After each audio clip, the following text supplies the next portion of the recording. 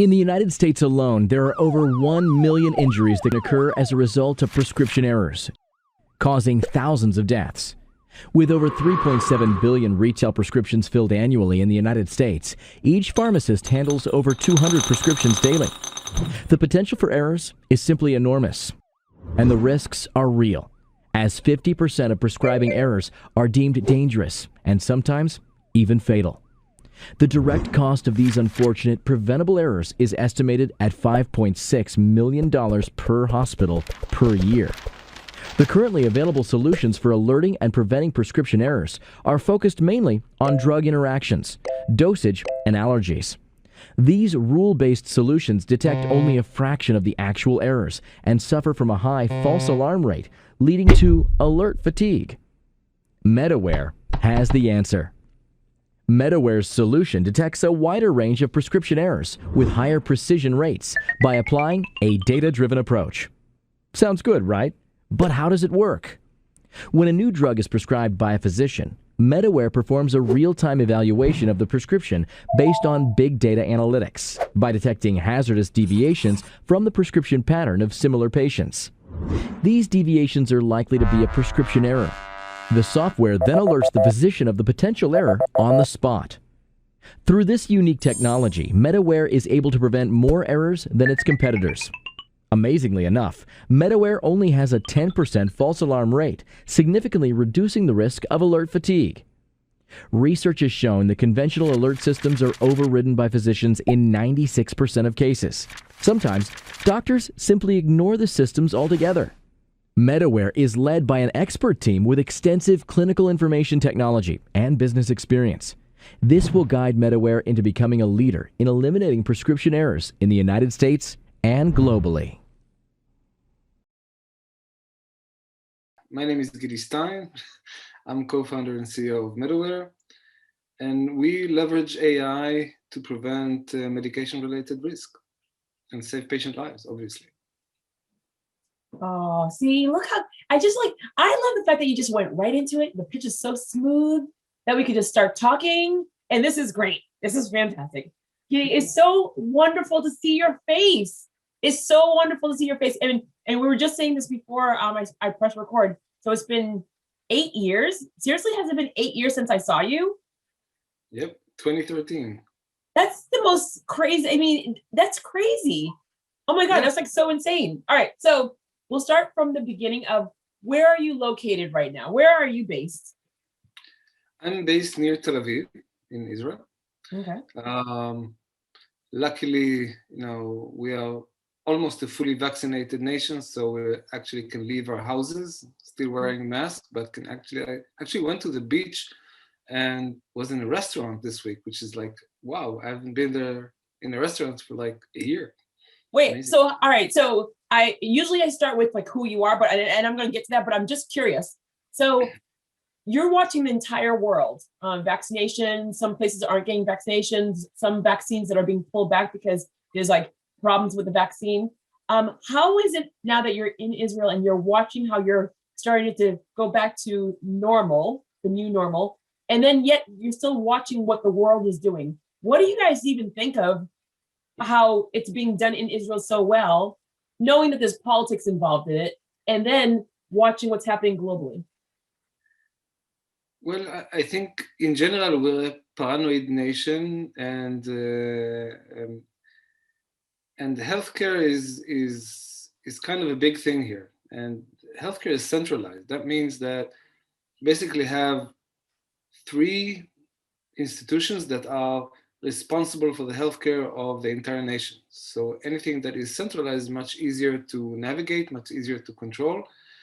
And as a nation, we know how to deal with uncertainties and catastrophes. So, for example, changing the EMR structure so it will support the reporting, blah, blah, blah, instead of taking 8 months, took, I don't know, a few weeks.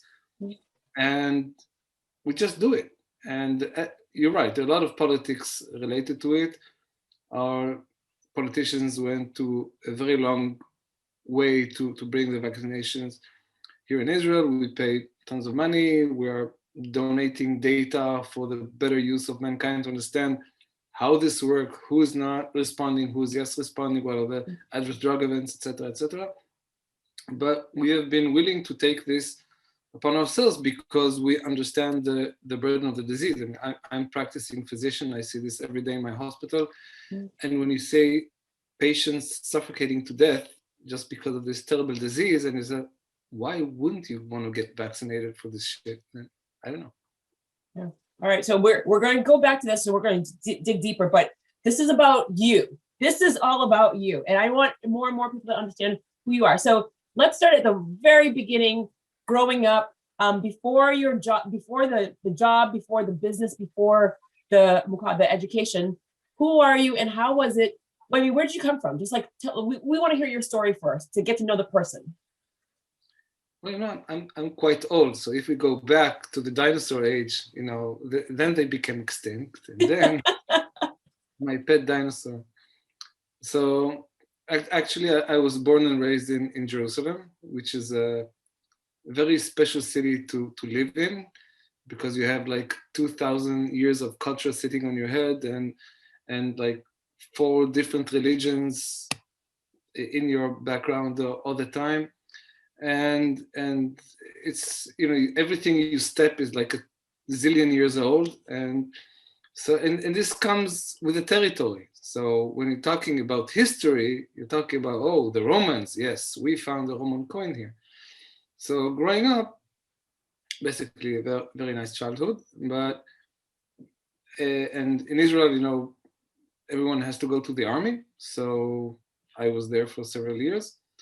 And then I moved from Jerusalem to the Tel Aviv area, which is the fun part because it's near the beach, much better weather. Wait. We want to go back to Jerusalem for a little bit. So I have to say that being Catholic, I mean, like the Bible, I mean, look, my family is from the Caribbean. I'm from Haiti, and my grandmother and her mother, I mean, it was all religion all the time. The Last Supper, we'll call it the holy water at the door when we first walk in. I mean, like all the different pictures of Jesus. I mean, like literally, all of us are named after saints. So very, very much into our world. I mean, my entire life is surrounded by church. I mean, I'm not a very churchly person. I mean, I'm a very spiritual person, but my grandmother, my mother, I mean, like it is like part of our life. I was very, very, very, very, very beyond complimented, honored to be chosen as a distinguished woman that of the United States, that I was invited to go to Israel for as a guest, and we got to spend a lot of time in Jerusalem. And it was mind blowing for me. I mean, it literally was mind blowing. Where Jerusalem in my mind was only our religion, and then you go, and then I got to see all. So I saw 3. So the fourth, I mean, so Greek Orthodox, Jewish, the Jewish religion, the Catholics, and then what's the Muslim? I mean, the Muslims and Armenians too. Oh, all right. So that's 5 then. Oh, there are so many, and you take Judaism; it's divided to many different cults, and everyone. The smaller the cult is, the more fanatic it is. But that's the Jerusalem syndrome. That's another thing to talk about. Oh my God, that'll be the next conversation.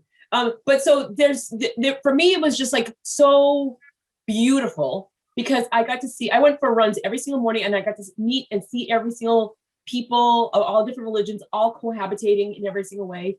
And so in my mind, Jerusalem wasn't anything else but Catholics, because it's that small mind that we have when we're only focused on our own religion in our own world.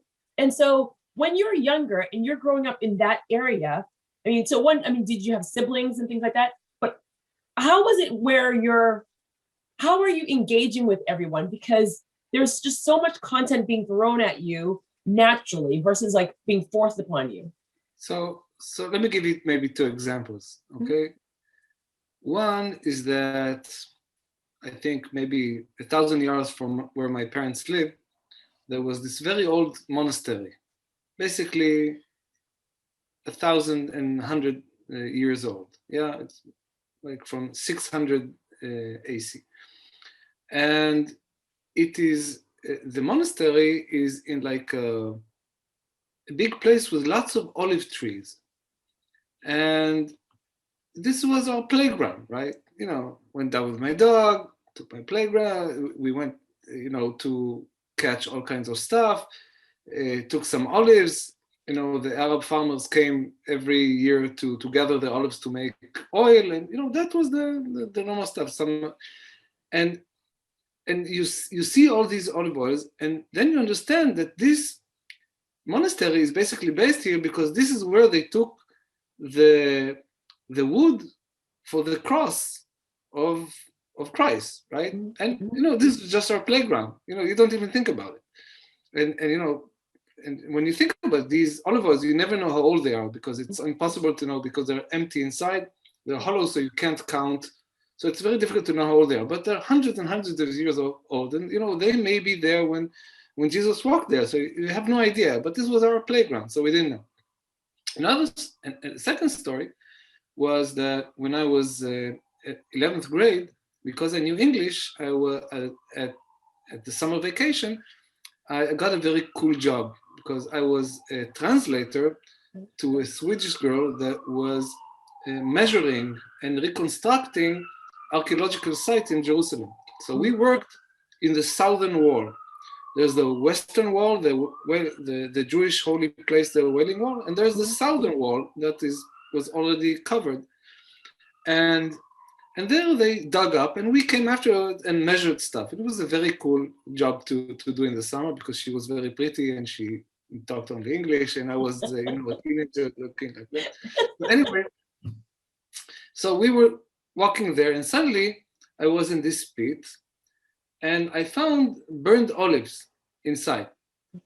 Now, thinking about it, that place where I was were basically the barns of that went to the temple 2,000 years ago, and the burned olives were basically remnants of the great Roman fire that destroyed Jerusalem 2,000 years ago. And here, I'm picking them up, said, "Oh, this is cool," and then this is one hell of a piece of history, and you're not even aware that this is going on because this is where you live, right? So only when you look at it from outside, you say, "Wow, this is awesome," but looking from inside, oh, that's a nice olive. So living in Jerusalem, you're not even aware of the history you're basically stepping on, it's a very nice childhood. Anyway. So now, I mean, so all right. So how did you? I mean, how were you? Did you go to school where English was part of the? I mean, part of the education because like a year like I go, I learned like I know how to speak English. Not everyone in Israel knows how to speak English, nor do they want to. Well, Israelis speak English far better than other nations because we spent a lot of most of our TV series are English based, and in comparison to Europe, when they do a translation, basically a voiceover in their own in another language, we just we use the original version, and because we're a small country surrounded without any real exit outside using an airplane, there are more airplane travelers than there are citizens in Israel every year. Take COVID aside. So basically, we spent most of our time abroad. So we need to learn some kind of foreign language. But in my specific case, my father is a scientist, and we spent a year in the sabbatical in the Boston area in 1976. It was before you were born. I was 10 years old. That's so funny. I love how you say like before I was born. I was born in 1969. So there. Still younger than me. Anyone who's younger than me is a child. So that's where I got my English, basically. And I kept it because I was only 10 years old when I came back. I kept it by reading comic books. And, what were your favorite? What were your favorite? Like, I mean, I love reading comic books. It was like definitely a helper learning English as well because I went to speak English like at 8 years old because I was going to French schools. I was in a house that we only spoke French. So, what was your favorite? Like, what was your go-to comic book?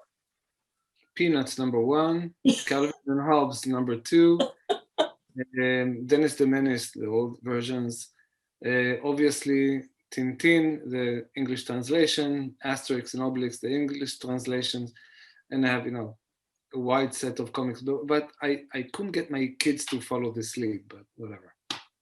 That's great. I love it. All right, so now we start going to school. So what was your, I mean, what were you, what kind of student were you? And also when did, what? I was the worst student in the history of the school, in all schools, basically. The deputy head of the school called my dad and told him that not all children should go into an academic school, and maybe I should learn maybe woodcrafting or something of the sort, because not everyone has the capabilities. I told you I was the worst student ever. I was basically expelled from school every day, and spent my days walking about. Wait. You were expelled from school every single day. What could you have possibly done to be expelled from school and then start wandering around the streets of Jerusalem? Like how, because I'm thinking about when I would get in trouble, I'd go to the principal's office, I would get demerits on a card, and after you get 15 demerits, you get suspended. What would you do to you? Because like my mouth was the problem. I talk too much. Yeah, I used to talk back to my teachers, and I was, and combination with that, with terrible grades, was, and instead of sitting in the principal's office, which I didn't like, I just went outside. And so I was wandering the streets. Obviously, my parents didn't know about it. Wait, so you were in the principal's office and you just walked out? Yeah, because I didn't. Sometimes I waited for him, sometimes not. The teacher would go into class. Good morning, everyone. Stein, go outside, and so I did. I have a very, probably not a bad case of at ADD, right? Attention deficit disorder. So I can't sit for a whole duration of a course, right? I can't sit for an hour and listen to something. That's why I never go to any lectures or conferences, and I just have pins in my butt, so I just walk around. I love it. Okay, so you're in primary school. Because again, for anyone that heard a little tip of it at the beginning, you're a doctor. You used to leave school and you were a student. How did we get here? Like, how did we get to the point where you're a doctor?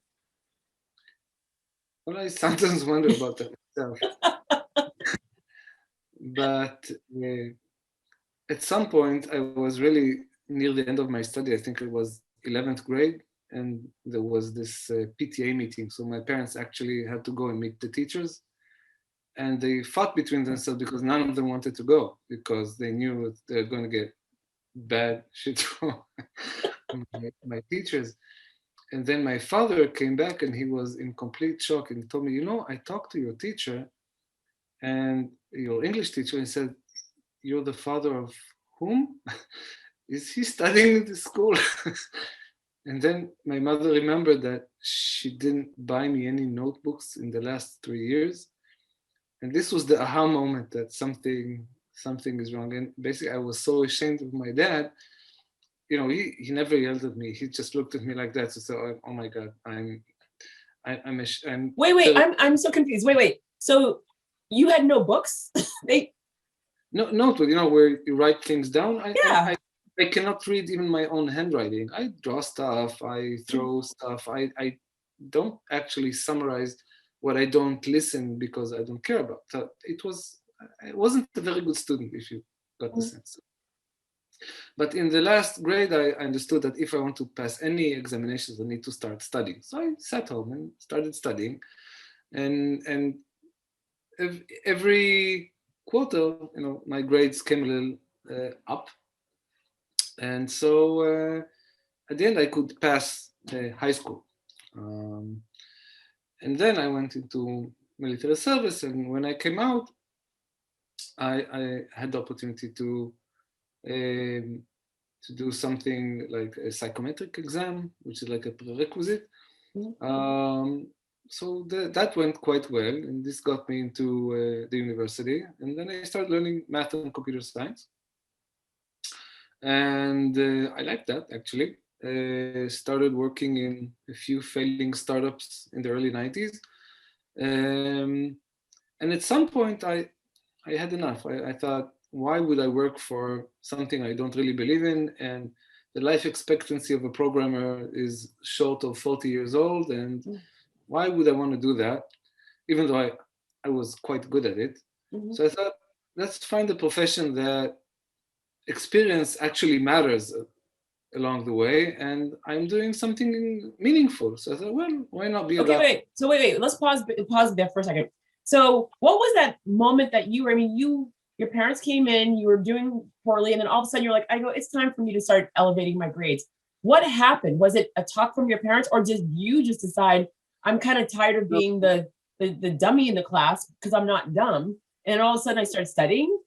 Well, I was sure I'm dumb. It was no that I was told by everyone except my parents that I'm dumb, so they were probably right.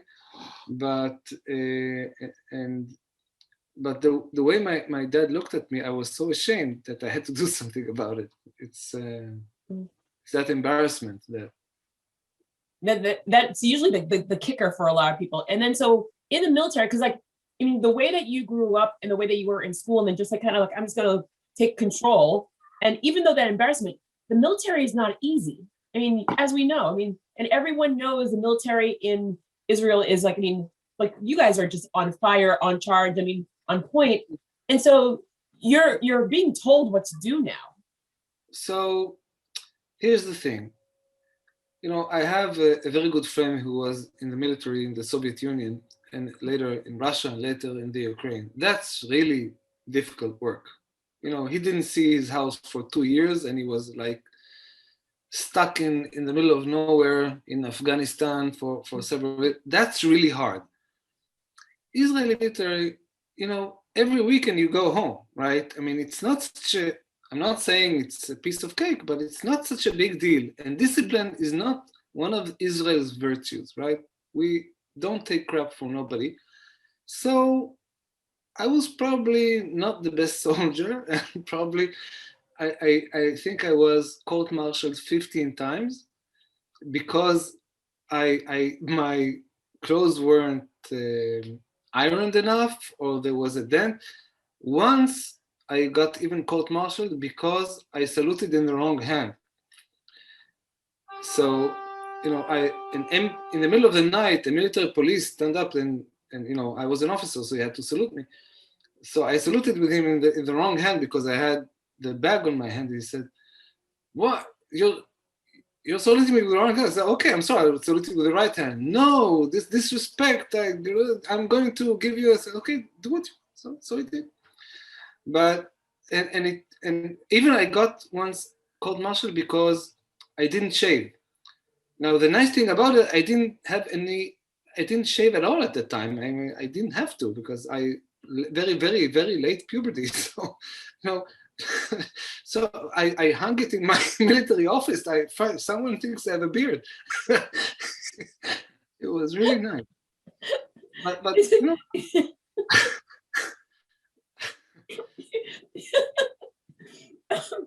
I'm just so surprised that you're even at this point where I'm saying you're a doctor because you, I mean, because I mean, if I'm listening to you weren't a great student, you weren't great in the military, you got in trouble, you just kind of like did your own thing.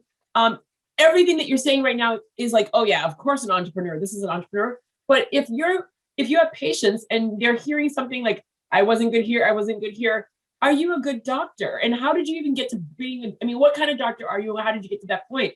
Because this is, I mean, it's very surprising. Well, I hope I'm a good doctor, but you know, not for me to say. I still practice, so maybe I'll get it right sometimes. You never know what will happen down the line. But you know, you don't have to be a genius to be a doctor. You have to be persistent. You know, it's not like math or something really difficult. It's just learning stuff by heart.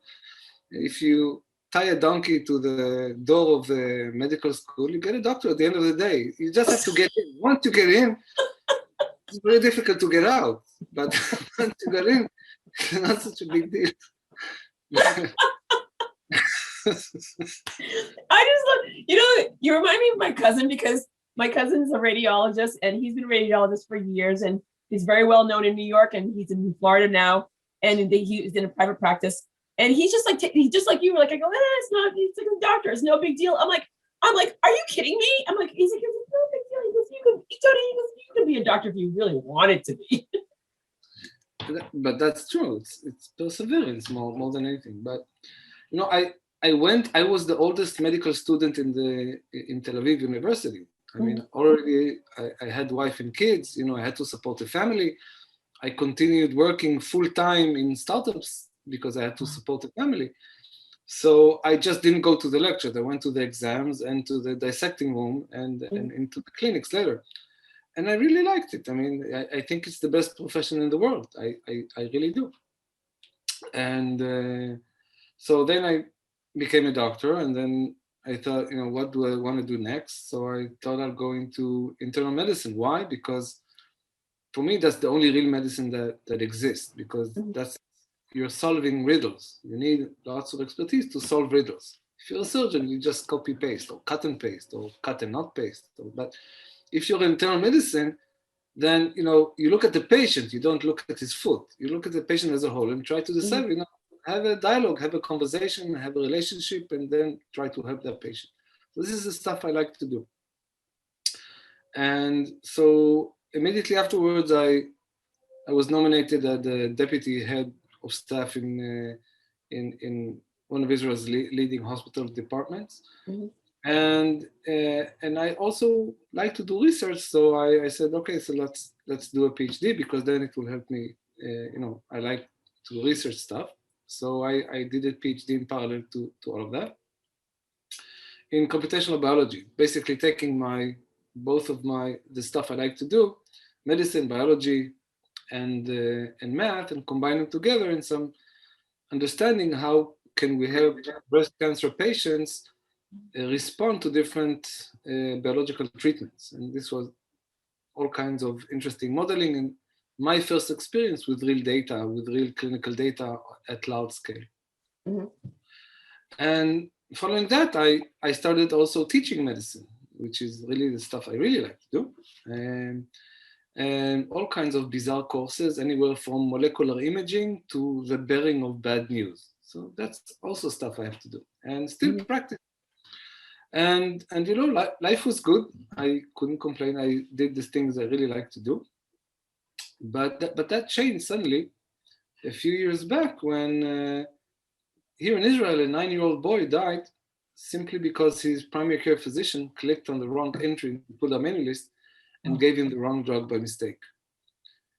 And it struck me because the ease by which anyone can click on a button and kill someone was unnerving to me, because it could happen to me as a prescriber, and it could happen, God forbid, to one of my kids, and I couldn't live like that. And one would have thought it would be some kind of a cool spell checker to prevent this from happening, but there wasn't any. And then I thought, well, you know, looking at 30,000 feet from this problem, I would say that there were so many places in the workflow from the moment that the physician clicked on the wrong entry until the patient actually received the med, where all the different stakeholders had all the relevant information just to understand that this is the wrong drug for the wrong patient, but still it slipped through the cracks. And this meant for me that although it was a fault of a single individual, it really represented a systematic failure. A systematic failure necessitates a systematic solution. And looking at the solutions out there, which are very pointed at specific issues, I said, we need to do something else. And I need to do it in a way that I could live with myself, that I'm really trying to solve a problem, because it was taunting for me. And this was the changing point. It's so fun. I always say the word, it's so funny, but it's just like my But a couple of years back, there was a child that was getting a heart transplant, and the wrong heart was put into the child. And everyone, all the newspaper, everyone's talking like, I go, how did this happen? How did this happen? And again, I reference back to my cousin, and he's like, goes, at the end of the day, you don't understand how many people had to touch point on that heart before he got into that operating room. So it's not that doctor's fault that he put in the wrong heart. It went through a systematic group of, there was like not one, not two, a group of people from the point at the hospital where it was taken out of the person's cavity to the point where it got to the child. there were many people that, just like you said, there was failure in the system because there was many people that didn't do their jobs, or many people that just assumed that someone else did their job. There's another point to it, and this is what I mean by systematic approach. And this is more a philosophical thing. Mm-hmm. So if as a system you assume that things will be okay, but you just have to put safeguards to make sure that will happen, yep. That's one approach. Another approach would say, I know that something terrible is going to happen. I'm going to look for it. In the former, you will miss everything because it will slide by you and you will assume it's okay. But if you are actively looking for the catastrophe, that's the only way. If you assume that there are always be errors in the system, then you can find them. If you assume that the system works perfectly, then you will never find them. And this state of mind is exactly what we're trying to change. So the product, the company that you developed, who is it best for? What are the pros and cons to it? And how have you advanced so far since the time that you decided to create this company? So I think the magic in what we do is, as comparing to current solutions that are out there that mostly are using rule-based system that says we know what is the proper thing to do. Let's alert if this specific procedure is not performed or performed differently than is prescribed in our list. And this is a bit presumptuous because it says that we know what's best for the clinician, we know what's best, we understand the situation good enough to tell you that this is wrong. While what I'm saying is that we don't know what's right and what's wrong. We cannot pass judgment on a doctor in the middle of the night that he made the right call or wrong call. We don't know the patient. We don't know what's happening to him. The only thing that we can say is that providing this medication at this time of place to this patient is an outlier to the normal behavior of physicians like you in your organization treating similar patients. Mm-hmm. Maybe you're right. We're not saying you're wrong. Just be notified that this is an outlier. And taking this approach, not putting blame on anyone, we are learning or letting the machine learn from historical data and ongoing updates of the data of that same client on their own practices. And therefore, we can provide a very, very low alert burden with high relevance, because the problem with most of the solutions out there that they bombard the physician or nurse or pharmacist with hundreds and hundreds of alerts. Most of them are junk and they just ignore it. It's called alert fatigue. Mm-hmm. If we raise one alert per day, 2 alerts per day for maybe a department, but most of them are clinically relevant, short and to the point, then my resident in the middle of the night when he didn't sleep for 2 days and he has 15 patients waiting in line, for each of them he has to prescribe between 20 and 30 medications, he would not ignore it because he's not used to seeing this so often. And we reduce the alert fatigue. And we have the ability to personalize these alerts only using high clinical data. And this is our main differentiator. And we started with one situation. We're now covering many, many more aspects. Mm-hmm. We started with at the point of care to the physician. We're now also providing help to the nurse and the pharmacist and many more. And it's still an uphill battle how to persuade institutions that, you know, it's not only saving lives, but also saving money. And we have shown it along the way.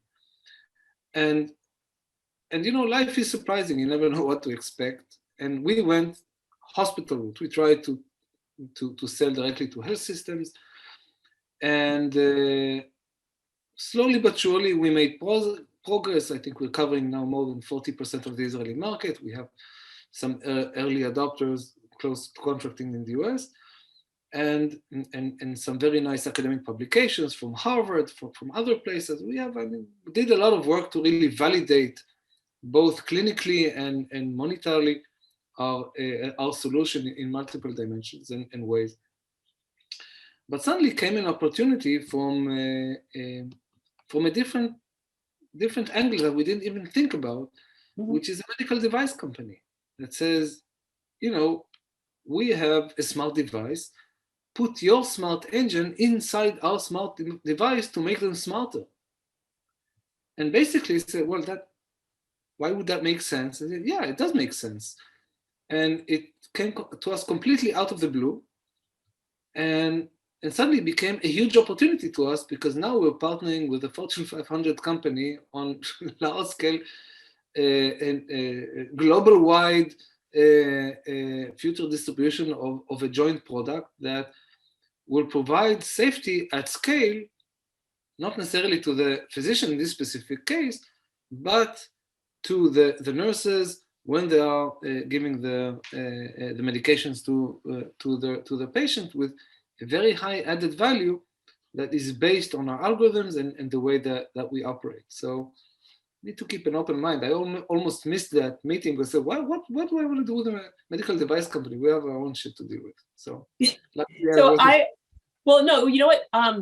So I'm shocked at how it took so long for people to even gravitate towards it, because so I was a caretaker to my grandmother for 21 years, and she passed away 6 years ago at 95. And she had many, she was 95. She had a lot of things that were happening. And she died naturally at 95, but still she's 95. There's a lot of things going on. And the amount of time that I would get her medicine from the pharmacy, and I'd say to them, that pill is wrong, that pill, we have 3 different bottles that are wrong. And they would say, we'll pre-fill it. I'm like, I don't want you to ever pre-fill it. I will check it, because you're moving too fast and you're making mistakes. And so I knew the medicine to the color, to the number, to the shape. And I was very meticulous about that. Imagine if you don't have that person, and you don't have that caretaker, and that's not only the mistake inside the hospital when, oh, look, I'm giving you your medicine, and then code red, I leave the room, I come back and I can't talk because my grandmother didn't speak English. So if you're not paying attention, she can't say to you, hey, I already took the medicine, now you're double dosing her. Or the medicine goes wrong at home. And so I am very aware of that, because I saw it all the time. And I'm so, I look at a pill and I look at the number, I look at everything, but there's a lot of people that just don't. And as a caretaker, you're tired. As a nurse, you're tired. And the mistakes happen when usually people are tired, or they're being called to another location because there's not enough staffing.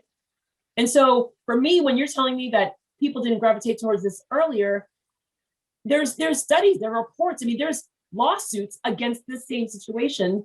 It would have made sense if you have all this information saying, hello, we're here to help you. And yet they were still saying, no, thank you. So I think a good example to that, and I think where we may be heading in the future, is a company called Mobileye. Did you hear about them? I have not heard about them. So Mobileye is an Israeli company that was sold for Intel for $15 billion 2 years ago. And they were basically the first that used artificial intelligence in cars to detect potential future collisions. So they bleep when you think you're going to collide. They made one of the first smart systems.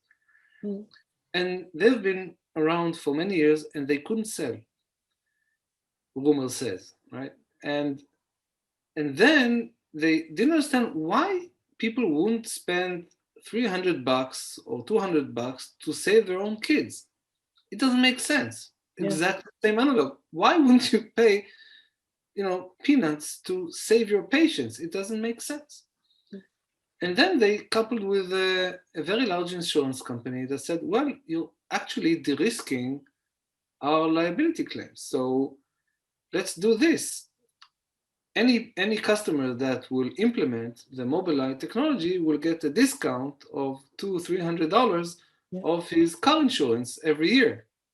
And bingo, it went like people. So we need to find the right way to approach this and make this happen. So because obviously there's a need, and obviously, and we see from our results. I mean, we monitor our clients continuously. We know exactly which alert caused what was the response of the physician, did they accept, did they reject. We have weekly meetings with them, understand why they did it, how they did it, what is the outcome. And this is just the beginning. I mean, look at opioid dependency. I mean, right now it's a huge problem in the US. Globally, more so in the United States, but globally. Yeah, but huge problem. And if you look at, when I came to the first in the United States a few years ago and saw that and heard that people are getting their opioids plus naloxone injection. If you overdose, shoot yourself in the leg with a needle and get detoxified. So just don't give the fucking opiates. Why do you need to give the opiates and give the antidote? Why do you need that? And why give so much? It's crazy. It doesn't make any sense to me. And then you see there's a lot of commotion around overdosing. And I say, why get there? How do they get to being even addicted? And then you see that they get addicted because someone gave them the wrong pill at the wrong time, at the wrong dose, in the ER, orthopedic surgeons, post-op, and they have no idea about pain management. They just give it around. And if we could help them identify the patients that have a priori risk for future dependency and just say, hey, this patient is at risk, maybe reconsider, maybe call him sooner rather than later, we might change something. So we're actually doing it and actually starting testing it, because we have now the ability to identify, to provide the prescribers, which unknowingly even prescribe the script that will lead to future dependency and God forbid death. And we're able to say, hey guys, just beware that this specific patient, based on his personal history, is at risk. Maybe try the non-opioid medication, maybe call him in next week and not next month. And we hope that these type of intervention will give the peace of mind to the prescriber to prescribe safely and to be aware of the pitfalls in the road that they just are blind to see because they have no way of knowing. In the middle of a busy commotion ER, look at 500 pages in the electronic medical records, what happened 5 and 10 years ago to this patient, all the medication history, everything that can be hundreds and hundreds of pages when he has 5 minutes to look at this patient, give him the scripts and go away. And intervening in that dialogue, intimate dialogue between the caregiver and the patient is exactly where we want to be, to provide that safety net, to provide that peace of mind that the catastrophe is not happening here right now. And obviously, giving that peace of mind to the caregivers and the patients themselves is the next logical step, home care, etc. 2020, middle of 2020, the world is starting to change, little buzzing, every country, China, States, Italy, starts to hit home. What did the pandemic do for you last year, for your practice as well as for your business? And personally. So personally, professionally, as a business owner, what was the year like for you? So personally, at the beginning of COVID, around February, just before it hit shore, was the last time I was in the US, because until then, every 2 weeks, I flew back and forth for 3 days to the US to maintain my business. I was living on airplane food, not the best advice to anyone. And sleep deprivation with airplane foods combined together is a lose-lose situation. But anyway, and so my last trip was non-business. I went with my wife to a week in New York because she had the conference. She's a game inventor, so it was the coolest conference, toy fair in New York. All Disney and toys and stuff. I had a wonderful time. We went to a Billy Joel concert in Madison Square Garden. The best time and best thing, the kids were at home, all 4 of them. That was great. And we came back home with a plane, and then COVID hit Israel. I mean, it was locked down immediately afterwards. And that month, or a month later, we signed the strategic deal that basically gave us a few years of peace and quiet to really sit and develop. And so from a personal perspective, I was home the whole year. It was one of the best years I had.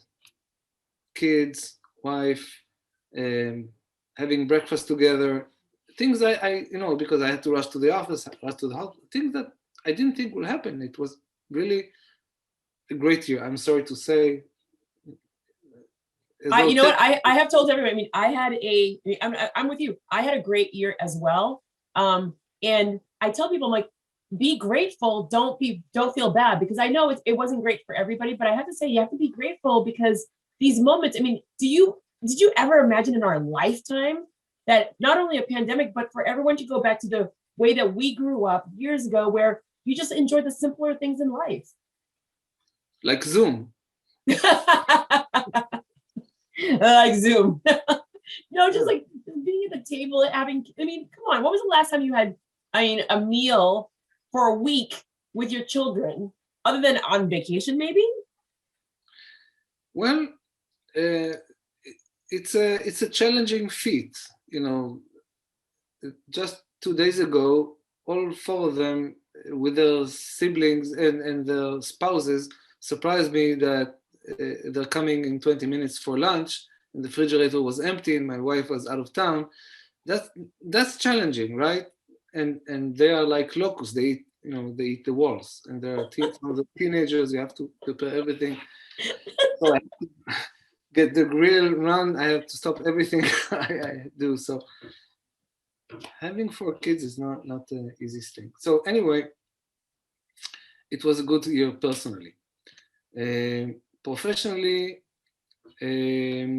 at the business level, I think strategic partnership went so well, mostly because of COVID, because engineers on their side and our side were locked at home, so they had nothing else to do but work, and it created wonderful relationships. I mean, we have really a very, very strong partnership between a small startup and a corporate that I didn't think was even possible. And I think COVID had a lot to do for it, because people were stuck at home, and it enabled this very close connection via Zoom that when we were actually meeting was not really possible, because we couldn't fly back and forth, the whole R&D team from Israel back and forth. And so maybe the adaptation in US hospital was slower, but we had really the opportunity to build the business in a very nice way.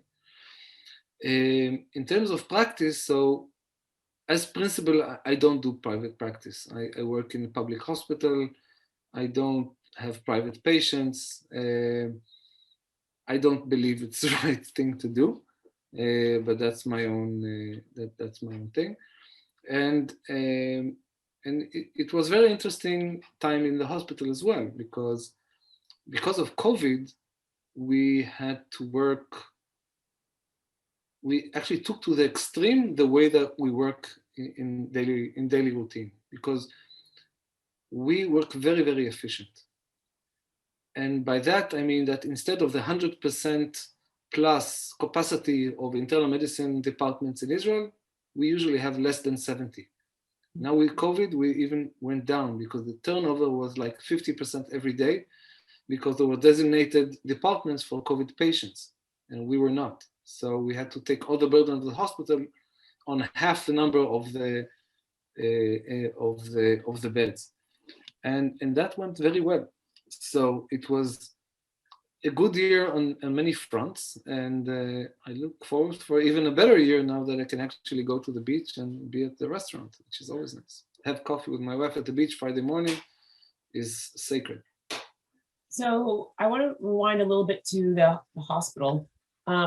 In comparison to what you saw in other countries, and then you're seeing how it was done in your hospital, were the lessons because of what you saw, or were the lessons because you guys think so much more in advance because you're always at war. That's like what I always hear in Israel. We're always at war. Your mindset is very different. You're always prepared for anything.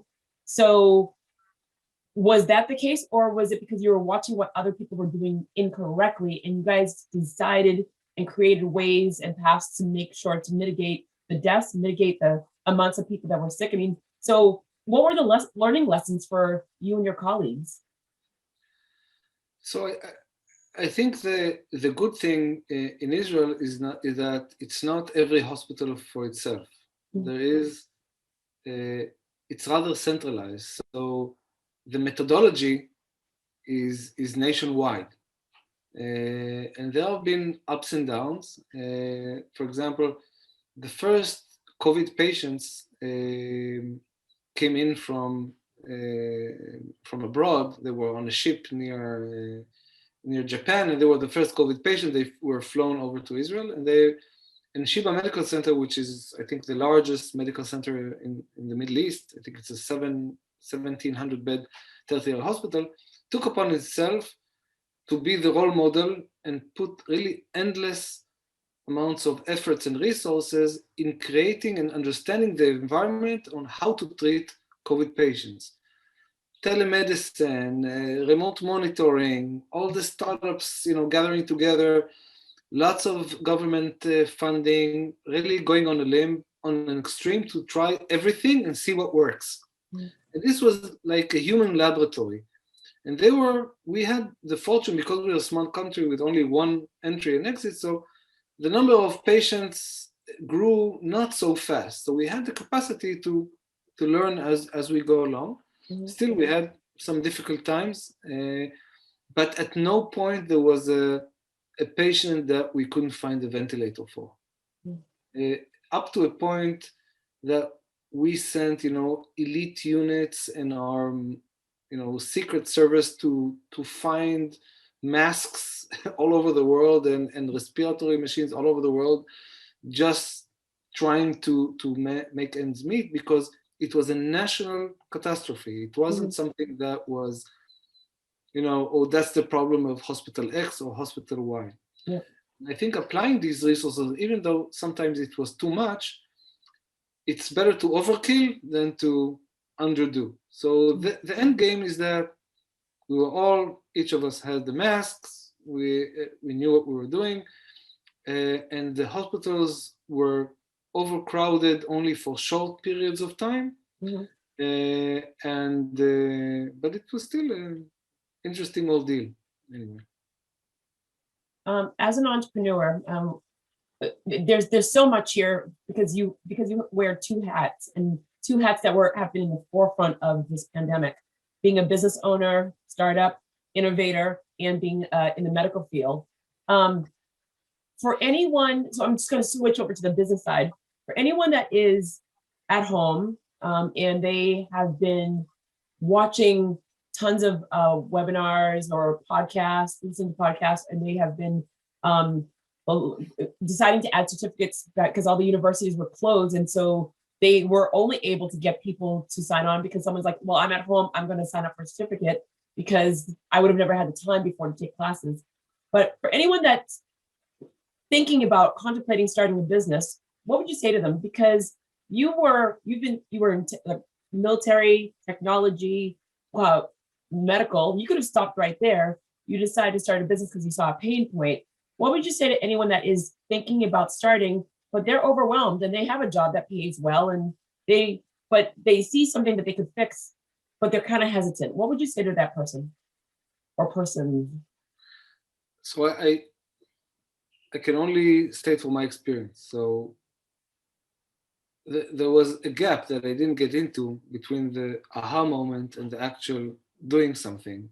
And maybe I'll elaborate on that gap a little bit. Yeah, let me know. Let's talk about the gap. Yeah. Mind the gap that's it. So I had this idea. I even had some co-founders. We were all very excited, and we talked about it all the time. We planned what we're going to do, what we're not going to none of us quit our day job. We continued to discuss it. We were very happy with ourselves, very content. We had a wonderful solution. Let's do this, let's do that. And months went on. We still didn't quit our day job. We were very content in discussing it, but nothing really happened.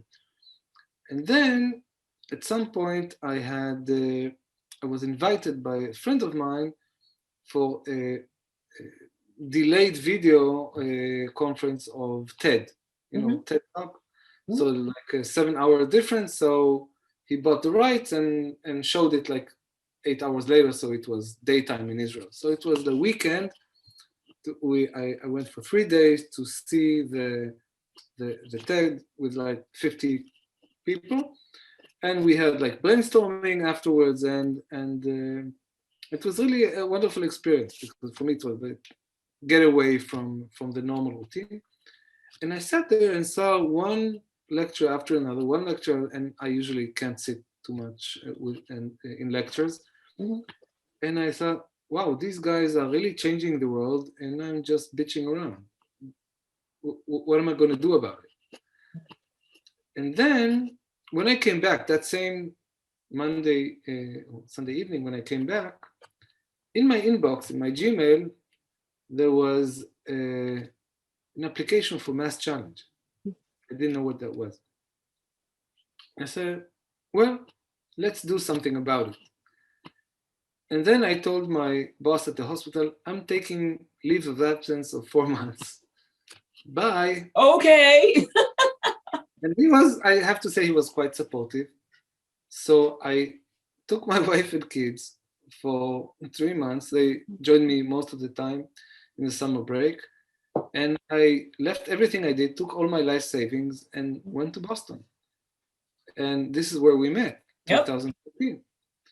And I remember, I didn't know what was a pitch. I thought it was something related to baseball. I had no business experience. I had no idea what I'm doing there.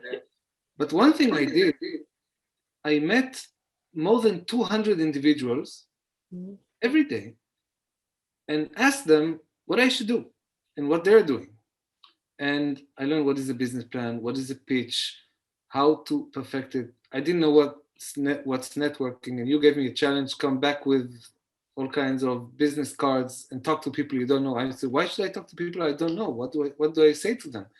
It's not my culture, and I usually don't. I do love that I literally planted the seed in your head, and you still are talking about it. So I am quite happy about that. Thank you very much. The pleasure, always. And this is basically when I took that leap that says, stop talking and actually start doing. And until I did that, there was no critical mass that would push this forward. And for me to take the decision that I'm not going into an academic career, and I'm not going into a physician management career, a hospital management career, I'm focusing on this, and I'm sacrificing that. I'm saying no to that. It's a huge step for someone, who took so many. I literally was like 6 months away from becoming that professor, head of whatever. And I said, no, this is more important for me. And taking this leap is a huge thing. And that's the difference between walking and running, right? So when you walk, you have a steady foot on the ground every time. But when you run, you're in the air part of the time. So you don't know where you're going to land. So that's the leap of faith that you need to do. And eventually, it's a continuous failure with some successes along the way. But you have to embrace it and understand it, because if you're looking, I'm a big shot and I'm going to make it happen, that's not going to work. You're going to fail again. Maybe a small success to make you happy, and then start failing again. That's the life of an entrepreneur. So, and if you're not ready for it, then don't do it. If you have a good, successful career, why waste it on something that is likely not going to happen? I mean, most startups fail at the end of the day. Honestly, I can't wait to have so many more conversations with you, because one, I miss how you're so witty. You have a dry sense of humor, but you're so witty that I love. And as you're talking, and I'm like, don't laugh too much, but I'm like, oh my God, he's so funny. And I mean, you remind me of so many friends that are in the UK. You remind me of so many friends in my family. But the best part about this is that my Israeli clients, my Israeli friends, you guys are tough. I mean, the gray hairs on my head, I can name how many of them that are from Israel alone. Like this side is all Israel, like all of it. You guys are tough and you're stubborn, but you're known in the entrepreneurial world as the grand poobahs. You're so convicted to fix a problem and you'll give it your all. But when you walk out of Israel, you're like, well, I don't understand why do I have to make friends? Why do I have to collect the business cards? Why? I have the most amazing product in the world. I'm like, that is the most amazing product in the world, but you have to make friends. And I do love that the amount of people that I have encountered with from Israel, and you guys are stubborn, stubborn, stubborn. I will say that over again. You are stubborn, but you want to learn. You're willing to learn. You're willing to change after you get past your stubbornness. And every single time I'm like, I'm blown away. I'm blown away. I'm impressed. And I mean, like literally this hour went by so quickly. And I'm like, I have so many things I was asked, but I'm like, this is going to have to be a part two. But I have to say that I'm impressed with what you've done. I'm impressed in how everyone is looking at Israel right now. And you're in the middle of the biggest things, because 10 years ago, when you're looking at Uber and you're looking at Waze and you're looking at all these innovation was happening because the world imploded in the because of the economics 10 years ago, 11 years ago. And now we're in a situation where we didn't see this one coming because we thought maybe 20 years from now, 30 years, the world will implode again. But the pandemic was something that we will never, 100 years ago was the last pandemic.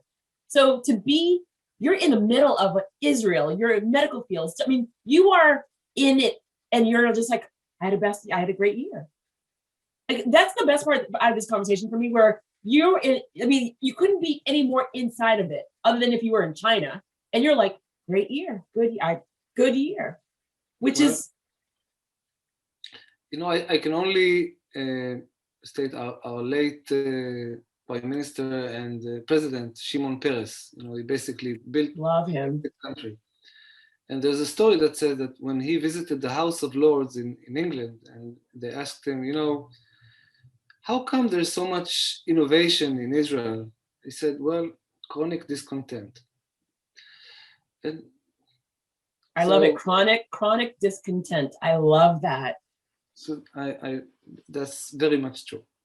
I love it. Okay, so all right, it's hurting me because I really have to end this, but I mean, I'm going to end it with the last question that I ask of everybody. If you had a personal ask and a professional ask of anyone that is listening right now, a personal ask and a professional ask, what would it be? Because honestly, you're definitely coming back. We're having a conversation. And I do love the fact that I'm so high energy and you're just like so chill.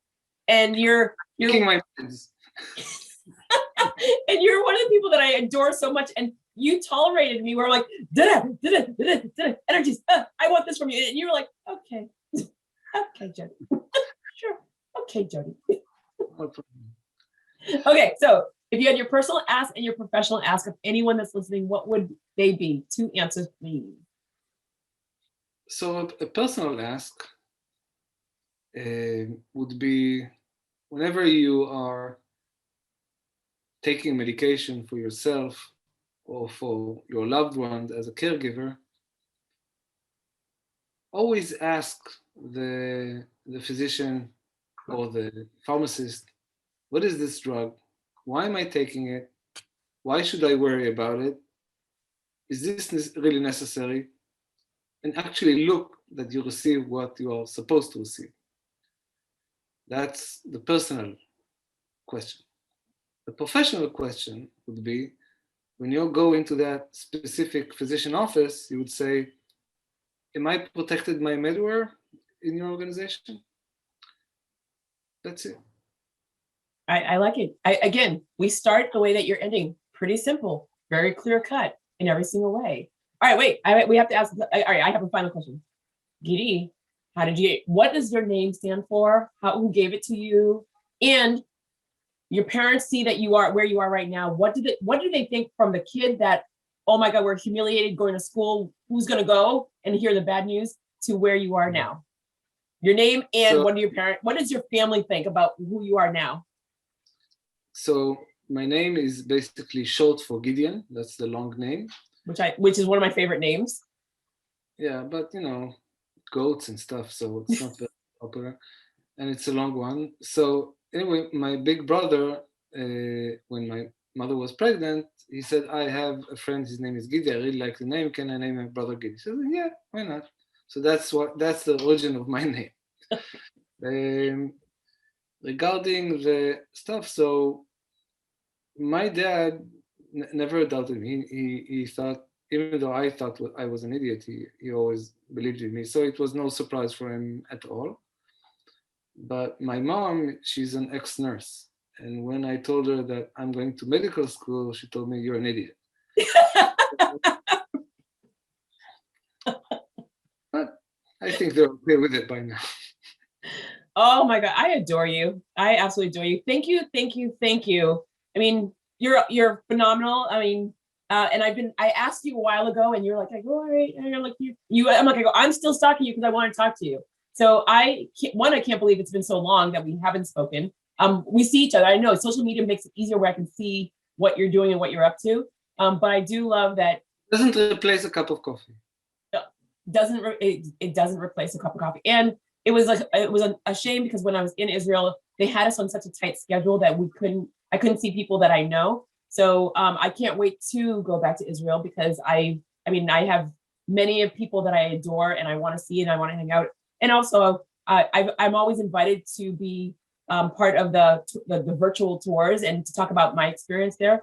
And so there's a lot of places that they have taken us on virtual tours during the pandemic. I'm like, oh, how come you guys didn't take us there? So I look forward to, because small country, so much to offer.